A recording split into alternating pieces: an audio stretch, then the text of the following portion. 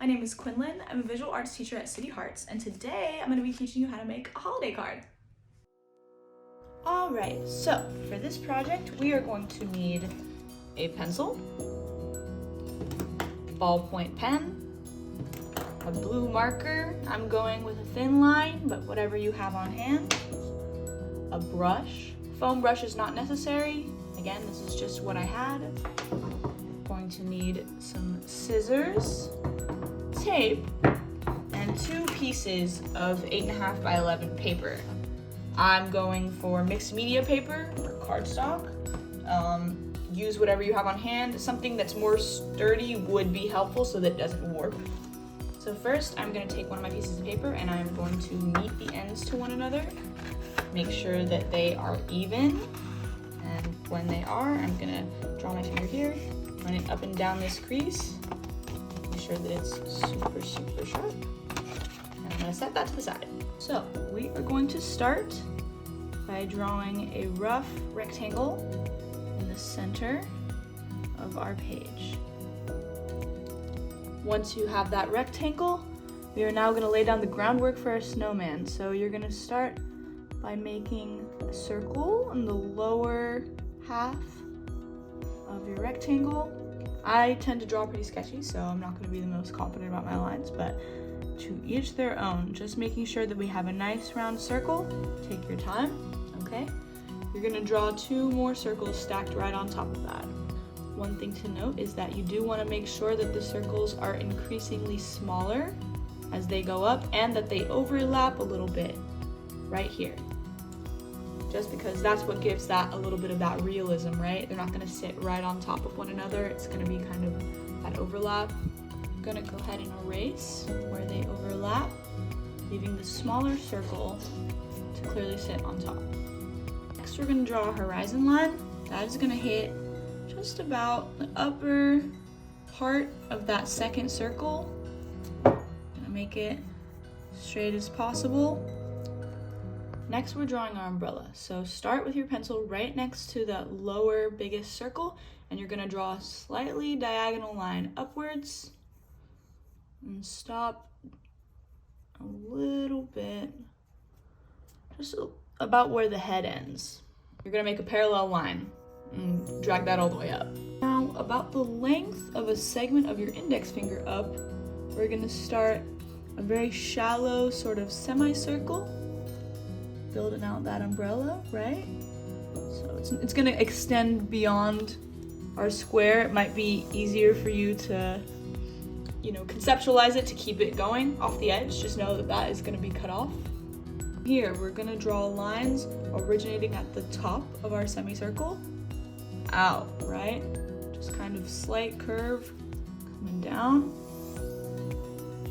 3, 4, 5. Now we're going to make connections between these 2 lines by making a scoop. Okay, you're going to do that between all of them.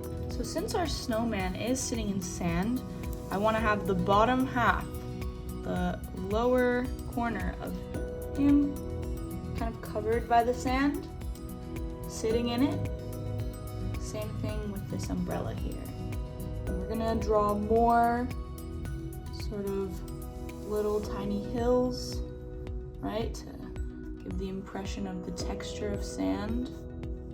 So just kind of draw those all over the beach. Right, time to go back to our snowman, add some accessories. We're gonna start with a hat. Hat's gonna go straight line, right across the forehead. Gonna add a little rounded edge. Bring that parallel line inwards. And then right where the circle kind of bubbles up here, we're gonna make our own semicircle. Beautiful. Last little bit here is going to be adding that ribbon. The nose is going to be a really skinny triangle. Skinny, skinny, skinny. So draw a sort of slightly diagonal line, have it end in a point, and then extend back out. And make sure that this is rounded right here instead of a straight line, because that gives the impression that the object has a rounded base. Okay? And then we're gonna throw on the eyes and the smile, all gonna be done with little pebbles. So just go circle, bunch of little circles. For the buttons down the middle, I thought it would be fun to have some seashells. So you're gonna make a horseshoe shape, like a U that comes together rather narrowly, and then a cute little tail. Repeat that 3 times. All right, and the way that we're gonna make these shells look like the shells that they are instead of little goldfish is by adding these ribbed lines. So you're just gonna go from the top and go straight down, boom, boom, and boom. Just 3 of them per shell. Now we're gonna add those arms. Still twigs, so for me, I'm just gonna have a straight line kind of jet outwards. Leave a little bit at the elbow to make sure we can tell it's a twig, right? And then just kind of take some random actions. I don't really think it matters the exact directions the arms are pointing in. I just like to give them a little dynamic pose, you know? Something's happening there. All right, the last bits that we're gonna draw with the pencil are gonna be the palm tree and the shoreline. So to start with the palm tree, we're gonna go to the back left corner here, draw 1 straight line up, stop about yay. Repeat that. And then the way that you're gonna make it look like a palm tree, we're gonna use our zigzag lines. Part of the reason I have us drawing in this box is so we can use the outside as practice. Zigzag, it's gonna look like a bunch of little triangles with no bottom that you just continue in case you haven't had the chance to try a line like that. So you're gonna use this zigzag line here, going zigzag, zigzag, zigzag, ending in a point. And you're gonna do the same thing going back. Zigzag, zigzag, zigzag, zigzag. You're gonna repeat that about 3 times. I'll draw them like flower petals so you can see where they'll be, okay? And just repeat that zigzag on all of those shapes. Great. And now that I've got my palm tree, I'm gonna go down here and draw my water. So the water is gonna have a sort of wavy line. The wavy line is not super severe like this, more shallow.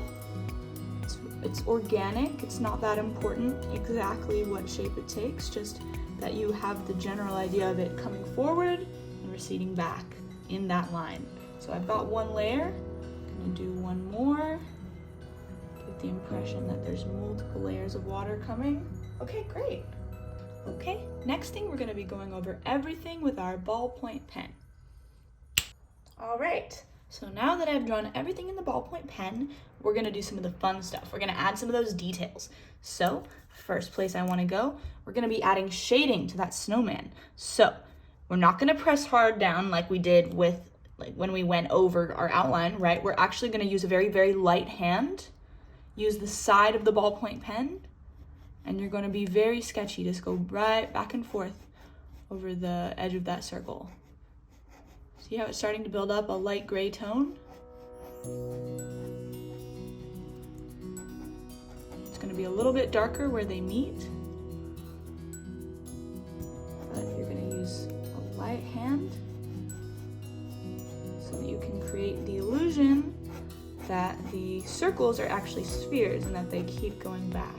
We're also adding shading right underneath the hat here, underneath the umbrella, and we're gonna move on over to the palm tree. So I'm gonna add some lines right along the trunk of that palm, and then some straight lines coming out with the fronds of the palm.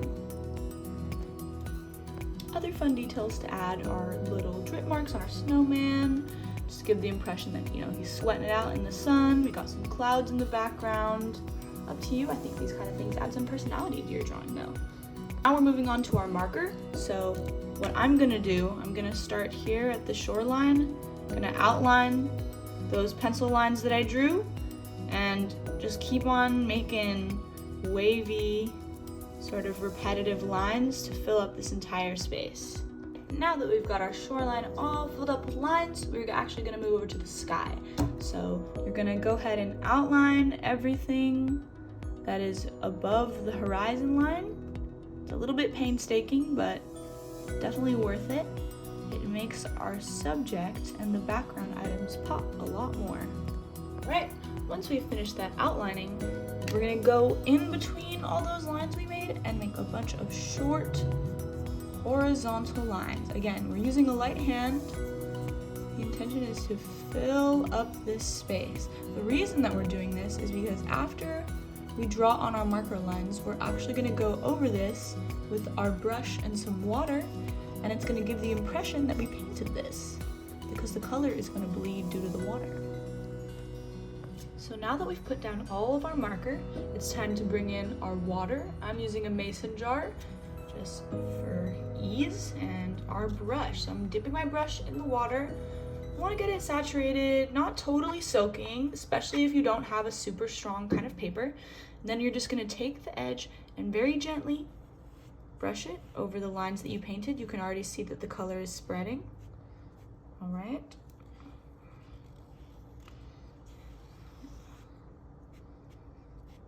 So the fun thing about this is that the lines that you made stay visible while the color runs a little bit. So it has a little more of a painterly vibe, while not completely erasing the hard work you put in with that marker. I forgot to do this with the rest of the shading, but we're also gonna be adding a rough sort of shadow on the sand behind our snowman for it. So that's gonna be coming in this direction because with the way we've drawn the shading, we've got the light going this way. That means our darkness is over here, and the shadow is also gonna come in this direction. Okay, some shading there. Got some for the umbrella as well. Good. So our next step is going to be cutting out our square. I think that to challenge myself, and because I'm interested in how it might look to have our umbrella and our palm trees sticking off of the square that we cut, I'm actually gonna leave those bits on instead of completely chopping them off and just cut around it. Up to you. You can just keep it to a clean square, or if what you drew went off the corners a little bit, you can cut around it. Got most of mine cut out now. Notice how I cut around the details so that I can go back in and do that detail work more easily without having to contend with the entire paper. And then for really delicate stuff, it's always a good technique to move the paper instead of having to move your scissors so much. Right, so now I've got my folded card ready. I've got my square, and you can either glue it on or use some tape. Now that I've got my square adhered to my card, the last step is going to be writing whatever well wishes you desire around it. Here is our final product. Thank you so much for coming along with me. Hope you learned a lot and had a good time. Happy holidays!